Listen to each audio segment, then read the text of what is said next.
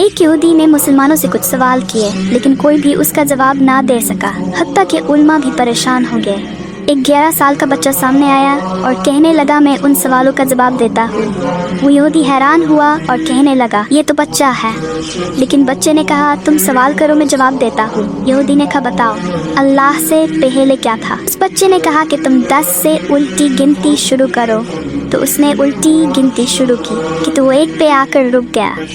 تو بچے نے کہا کہ 1 سے پہلے کیا ہے؟ اس نے کہا کہ 1 سے پہلے تو کچھ بھی نہیں ہے۔ تو بچے نے کہا کہ اللہ سے پہلے بھی کچھ بھی نہیں تھا۔ وہ یہودی حیران ہوا اور دوسرا سوال کیا بتاؤ اللہ کا رخ کس طرف ہے؟ بچے نے جواب دیا کہ بند کمرے میں چراغ کا رخ کس طرف ہوتا ہے؟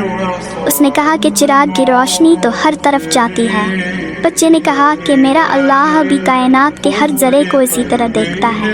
یہ سن کر وہ یہودی بنا حیران ہوا۔ یہ بچہ حضرت امام اعظم ابو حنیفہ تھے۔